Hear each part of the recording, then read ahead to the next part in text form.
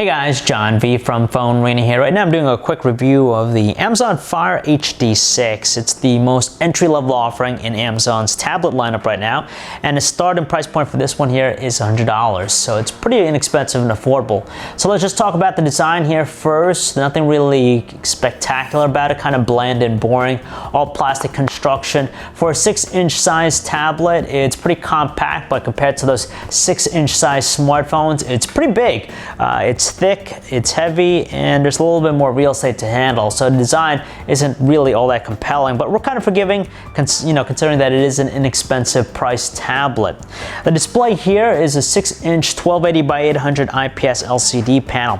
Now, it's effective enough for most things like reading books and even surfing the web, just because the details are okay, but there's some distracting qualities about it. For example, it has some visible distortion at wide viewing angles, and top of that, it is highly reflective, but we do appreciate that. The brightness output is pretty strong, a little bit over 400 nits, so when it comes to outdoor usage, you're not going to be too blinded, in direct sunlight. It's still quite visible.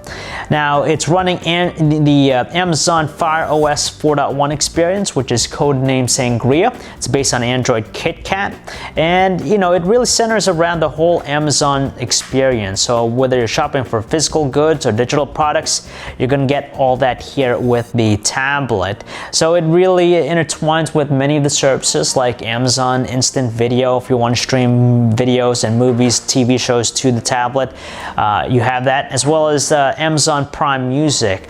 But as far as a productivity-centric tablet, it's not really all that great, even though it does come included with a basic email application, even office editing tools here. So you could edit Word documents, you could create spreadsheets, and even PowerPoint slides, but the size of the real estate doesn't really make it ideal. And on top of that, when you're using the email app, trying to type stuff up, it's just too cramped to really make it worthwhile.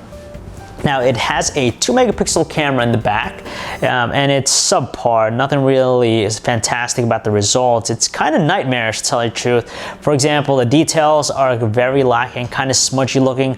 There's noticeable distortion and also purple fringing. A lot of digital noise in lower lighting conditions. It's just pretty bad. It's just there again for the convenience factor. And I can say the same thing about the video recording quality, 1080p. Nothing really impressive about it.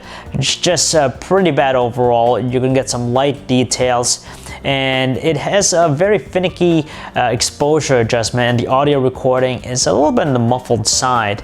The other thing about the tablet is that it's kind of sluggish, even though here in the home screen you could see it's pretty swift, a good amount of finesse when navigating, but for some other basic tasks, for example, when we try to go to the photo gallery, it just takes a long time sometimes to load up the photos. It just has some delays with it, and it's not really all that great when it comes to gaming. So for a basic tablet, for $100, it's not too bad. It's not the fastest, doesn't have all the greatest specs out there, and design is pretty bland and boring. But hey, for $100, you really can't ask for something that'll get the job done for the easy stuff. Reading books if you're on the train waiting for someone, even watching videos, even basic light emailing, it'll get the job done. Just don't expect to do a whole lot of work. So if you guys want to learn more about the Amazon Fire HD6, you could check out our website, PhoneArena.com. John V. Thanks for watching.